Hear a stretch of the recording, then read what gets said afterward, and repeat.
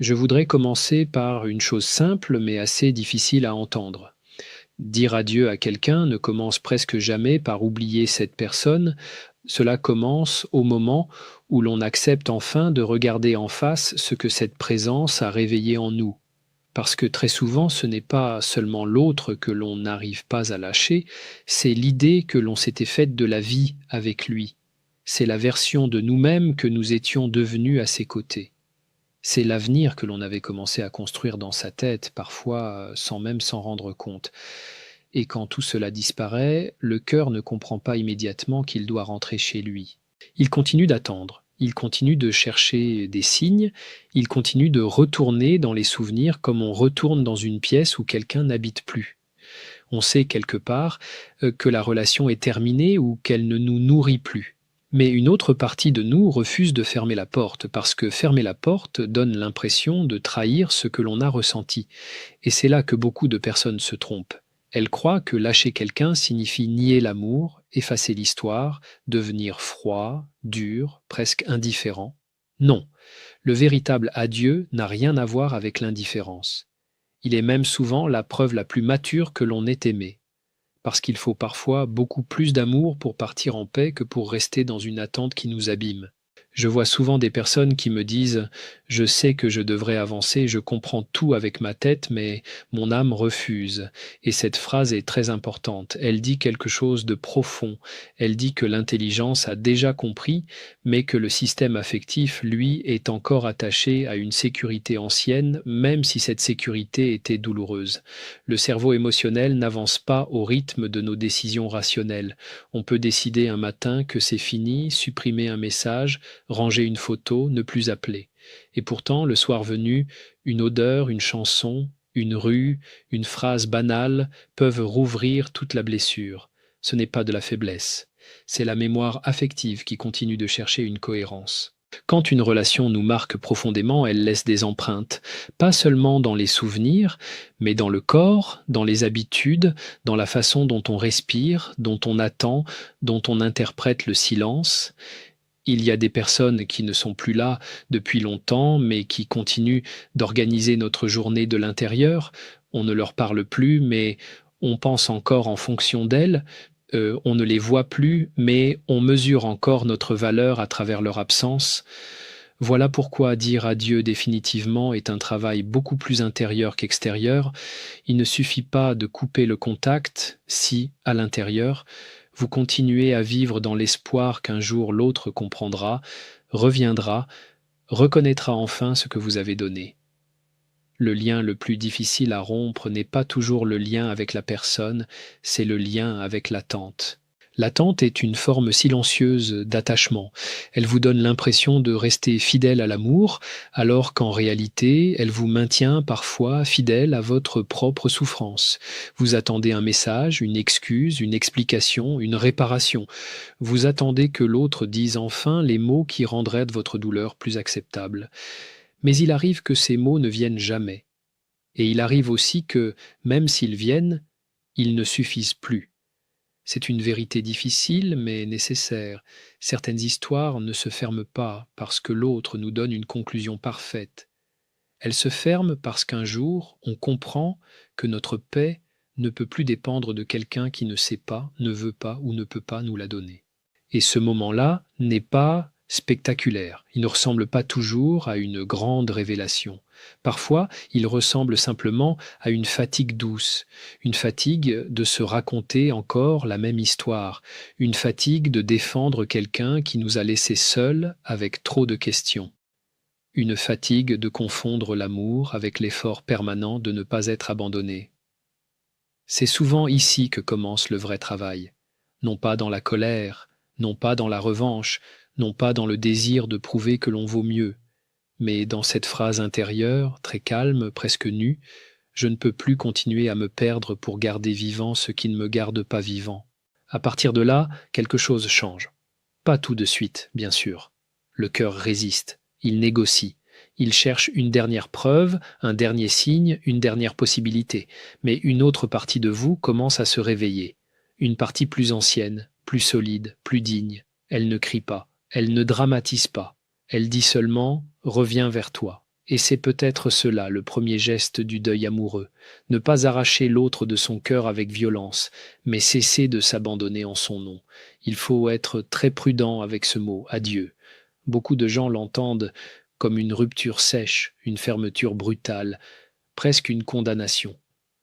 Mais dans la vie intérieure, dire adieu n'est pas forcément rejeter, ce n'est pas haïr, ce n'est pas prétendre que rien n'a compté. Dire adieu, c'est parfois reconnaître que quelque chose a profondément compté, mais que cela ne peut plus continuer à décider de votre avenir. Il y a des personnes qui restent en nous parce qu'elles ont touché un endroit très ancien, elles n'ont pas seulement été aimées, elles ont été associées à une promesse de réparation. On ne voulait pas seulement être avec elles, on voulait, à travers elles, se sentir enfin choisi, enfin compris, enfin assez. Et quand cette personne s'éloigne, ce n'est pas seulement une présence qui manque, c'est toute cette promesse qui s'effondre. C'est pour cela que certaines séparations paraissent disproportionnées. Extérieurement, les autres vous disent mais enfin, ce n'était qu'une relation. Ou bien il faut passer à autre chose. Ou encore, tu mérites mieux. Et tout cela est peut-être vrai. Mais intérieurement, vous ne vivez pas seulement la fin d'une relation. Vous vivez la réactivation d'une vieille peur, la peur de ne pas être retenu, la peur de ne pas compter suffisamment, la peur d'avoir donné quelque chose de précieux à quelqu'un qui n'a pas su le reconnaître. Et cette peur, quand elle se réveille, peut devenir très puissante. Elle vous pousse à chercher des explications, à relire les conversations, à revisiter les débuts, à vous demander à quel moment tout a commencé à changer. Vous cherchez une cause, parce qu'une cause donnerait l'impression de reprendre le contrôle. Si je comprends exactement ce qui s'est passé, alors peut-être que je pourrais réparer, peut-être que je pourrais éviter que cela se reproduise. Peut-être que je pourrais encore sauver quelque chose, mais parfois il n'y a pas une seule cause, il y a une accumulation de petits décalages, une différence de disponibilité, une différence de maturité affective, une différence de désir. Parfois, l'autre n'a pas menti au début. Il a simplement été incapable de tenir dans la durée ce qu'il semblait promettre dans l'intensité des premiers moments. Et c'est là que la douleur devient confuse, parce que l'on se demande, alors que c'était faux, est-ce que tout était faux? Non, pas nécessairement. Quelque chose peut avoir été sincère sans être durable, quelque chose peut avoir été intense sans être solide, quelqu'un peut vous avoir aimé à sa manière, mais pas d'une manière capable de vous construire. Cette distinction est essentielle, parce qu'une partie de la souffrance vient souvent de cette lutte intérieure entre deux vérités. La première dit il y a eu quelque chose de réel, la seconde dit ce réel ne suffisait pas, et tant que vous refusez l'une des deux, vous restez coincé. Si vous dites que rien n'a existé, vous vous mentez. Si vous dites que ce qui a existé suffit à justifier l'attente, vous vous abandonnez. Le travail de fermeture commence quand on peut dire les deux phrases ensemble. Oui, cela a compté. Non, cela ne peut plus gouverner ma vie. C'est simple à dire, beaucoup moins simple à vivre, parce que le cœur, lui, ne résonne pas avec des bilans. Il résonne avec des traces. Il se souvient de la voix, des gestes, de la façon dont l'autre vous regardait au début, de ce sentiment très particulier d'être enfin vu. Et quand on a manqué de ce regard pendant longtemps, on peut devenir presque dépendant de la personne qui nous l'a donné, même si ensuite elle nous l'a retiré. Il faut comprendre cela sans se juger. L'attachement n'est pas une preuve de faiblesse, c'est un mécanisme humain.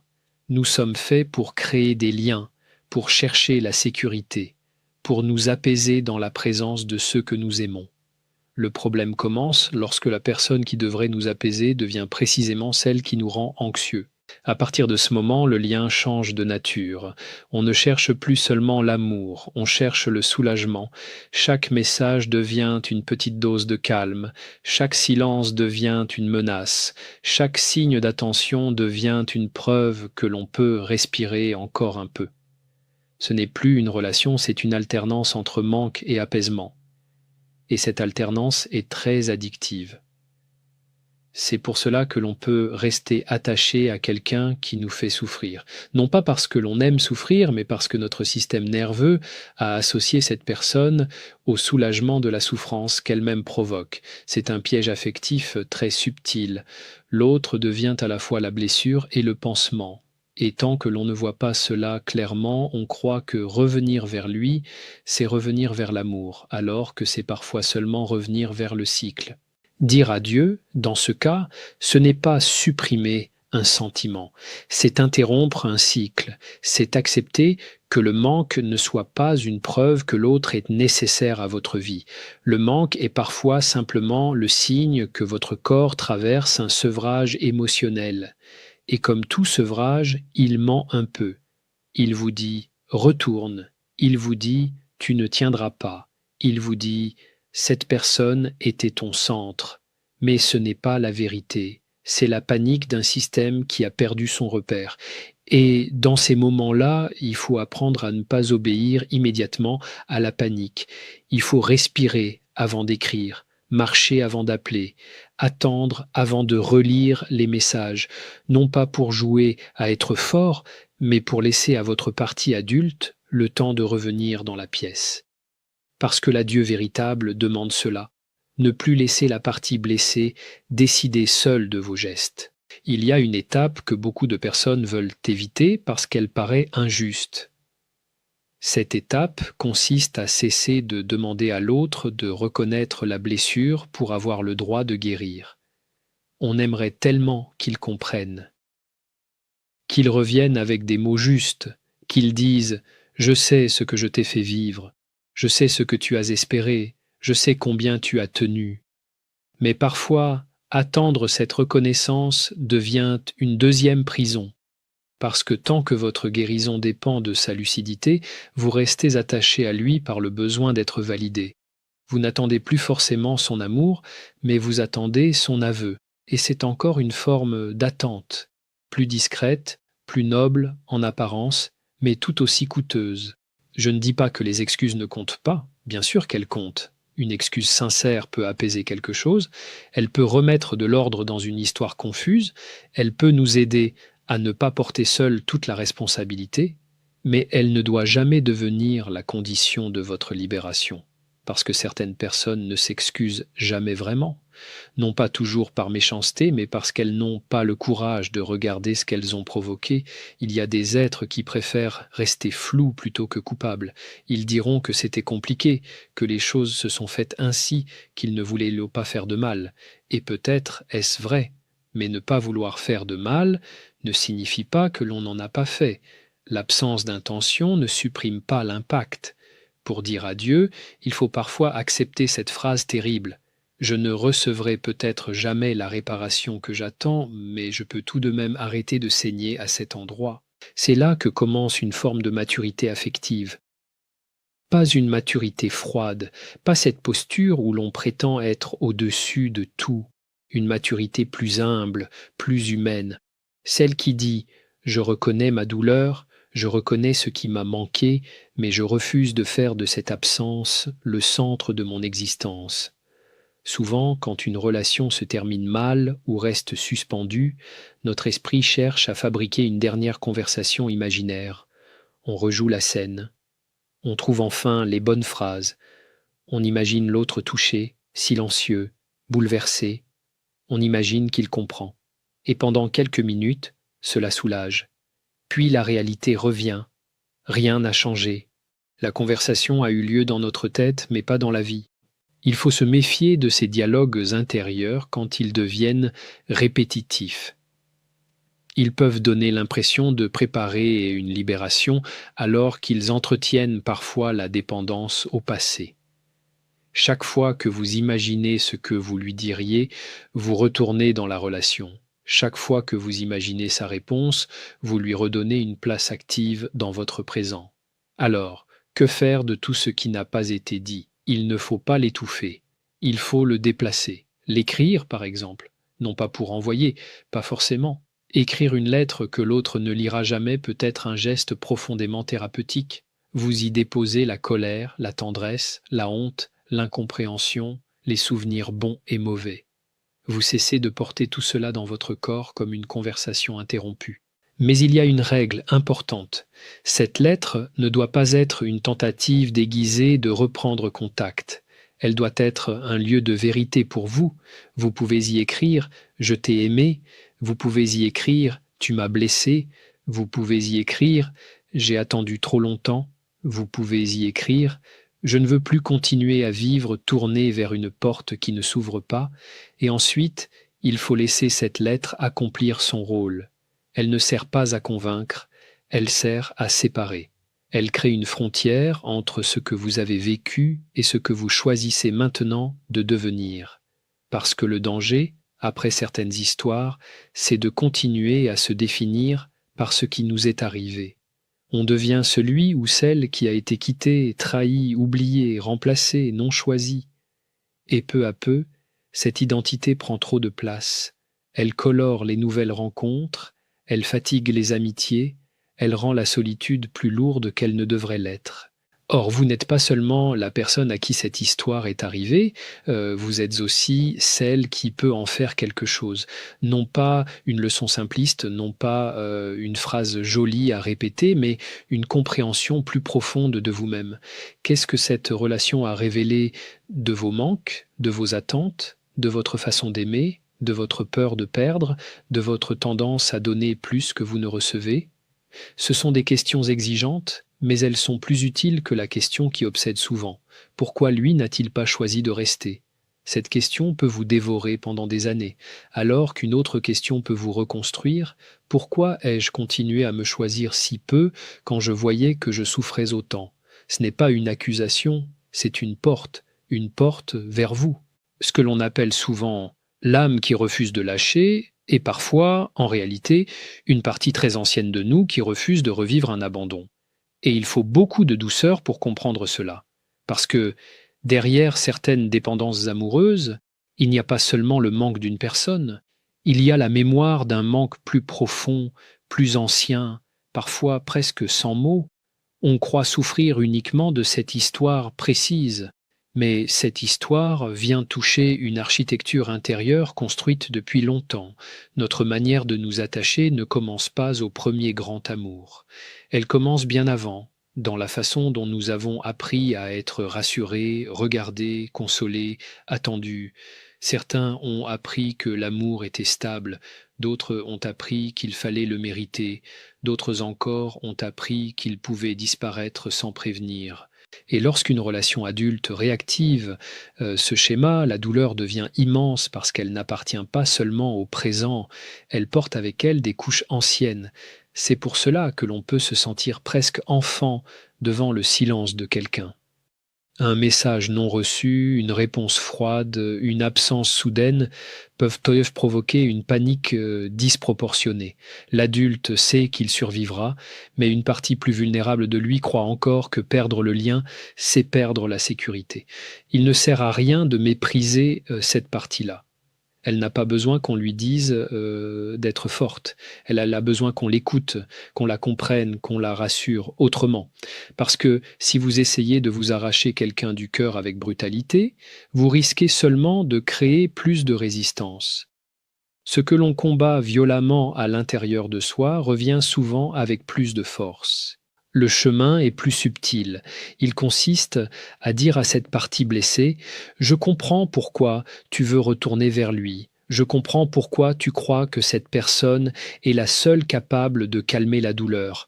Mais aujourd'hui, je peux apprendre à te protéger autrement. Je peux devenir pour toi une présence plus fiable que l'attente de quelqu'un d'autre. » C'est cela, au fond, le vrai déplacement. On ne passe pas simplement de l'autre à personne. On passe de l'autre à soi. Et ce passage peut être très inconfortable parce que beaucoup de personnes ont construit leur équilibre autour du regard extérieur. Quand l'autre répond, elles se sentent vivantes. Quand l'autre s'éloigne, elles se sentent effacées. Leur valeur monte et descend comme si elle était suspendue à l'humeur de quelqu'un. Mais votre valeur ne peut pas dépendre de la capacité d'une personne à vous aimer correctement. C'est une phrase simple, mais elle demande parfois des années pour devenir une évidence intérieure. parce que l'abandon amoureux donne souvent l'illusion d'un verdict. S'il est parti, c'est que je n'étais pas assez. S'il ne revient pas, c'est que je ne compte pas. S'il a pu m'oublier, c'est que je n'avais pas cette importance que j'imaginais. Et pourtant, ce raisonnement est faux. Il est humain, mais faux. Le départ de quelqu'un parle de la relation, de ses limites, de son désir, de sa maturité, de son histoire, de sa disponibilité. Il ne mesure pas votre dignité. Il ne donne pas le prix de votre âme. Il ne décide pas de ce que vous méritez. C'est précisément là qu'il faut reprendre le pouvoir, mais pas un pouvoir contre l'autre, un pouvoir intérieur, celui qui consiste à ne plus confondre ce qui vous arrive avec ce que vous valez. Une personne peut ne pas savoir vous aimer. Cela ne veut pas dire que vous n'êtes pas aimable. Une personne peut ne pas vous choisir.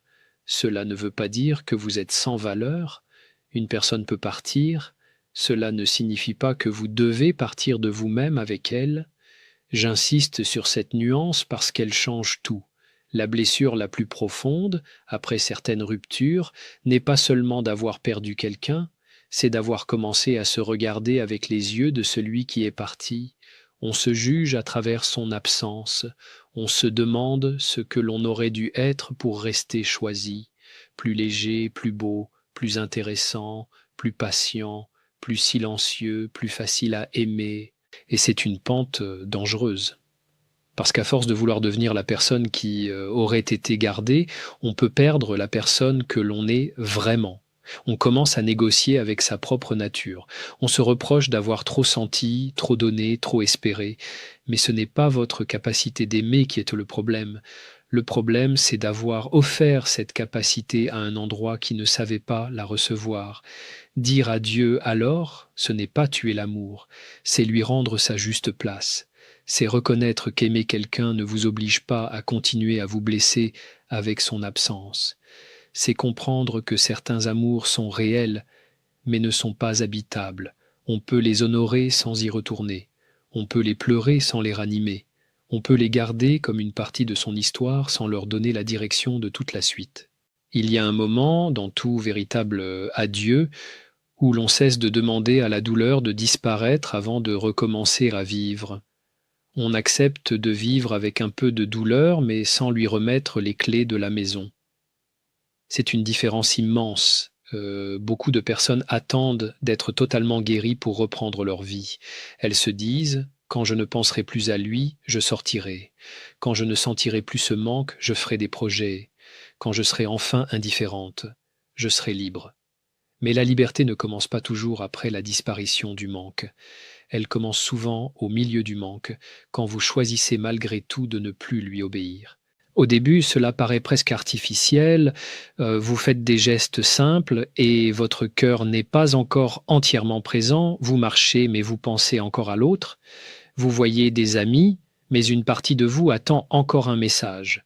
Vous reprenez une activité, mais vous sentez une tristesse discrète derrière les choses. Ce n'est pas grave, il ne faut pas exiger de soi une renaissance spectaculaire. La reconstruction est beaucoup plus modeste que cela. Elle ressemble à une succession de petits retours vers soi. Un matin, vous vous rendez compte que vous avez passé quelques heures sans vérifier. Un soir, vous entendez une chanson et elle fait encore mal, mais elle ne vous détruit plus.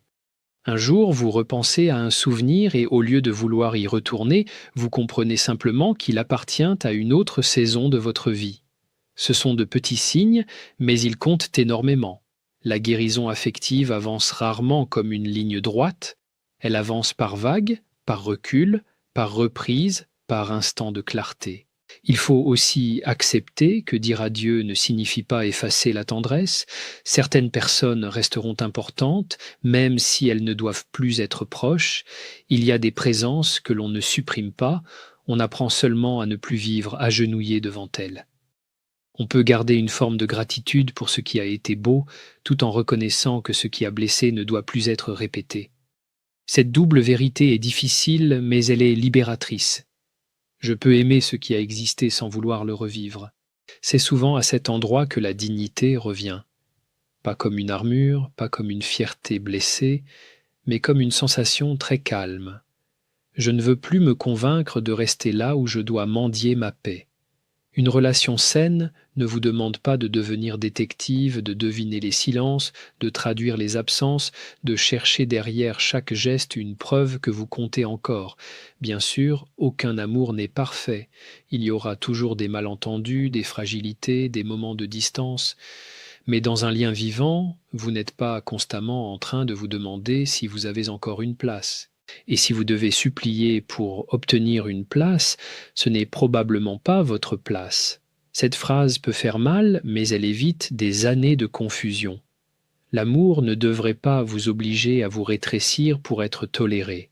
Il ne devrait pas vous transformer en quelqu'un qui attend, qui surveille, qui se compare, qui s'excuse d'avoir besoin de clarté. Vos besoins affectifs ne sont pas tous des exigences excessives. Vouloir être respecté, choisi, écouté, considéré, ce n'est pas demander trop, c'est demander la base d'un lien adulte. Alors concrètement, que faire quand l'âme refuse encore de laisser partir? D'abord, ne pas la brutaliser. Ne lui dites pas arrête de sentir. Dites-lui plutôt je comprends que tu sentes encore, mais nous n'allons plus construire notre vie autour de cette absence.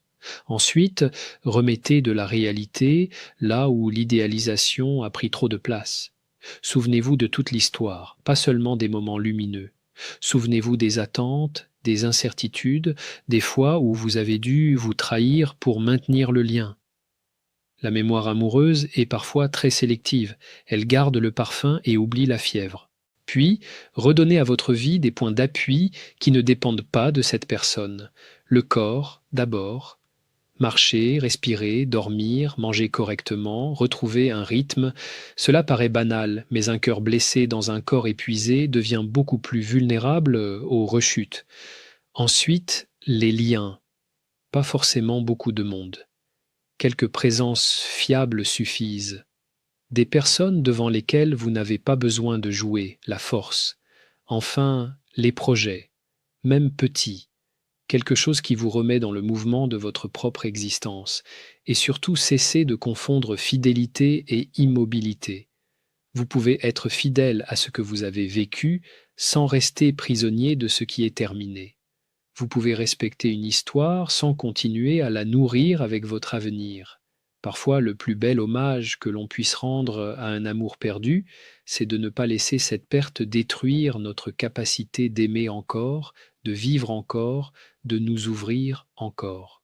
Un adieu définitif n'est pas toujours un claquement de porte. Parfois, c'est une main que l'on retire doucement. C'est un regard que l'on cesse de tourner vers l'arrière. C'est une décision répétée chaque jour, sans spectacle. Aujourd'hui, je ne retournerai pas chercher ma valeur dans un endroit où je l'ai trop souvent perdue. Et un jour, sans même vous en apercevoir, l'autre cesse d'être le centre. Il devient un chapitre, important peut-être, douloureux sans doute, mais un chapitre, pas le livre entier. Vous ne niez pas ce qui a été, vous ne prétendez pas que cela n'a pas compté.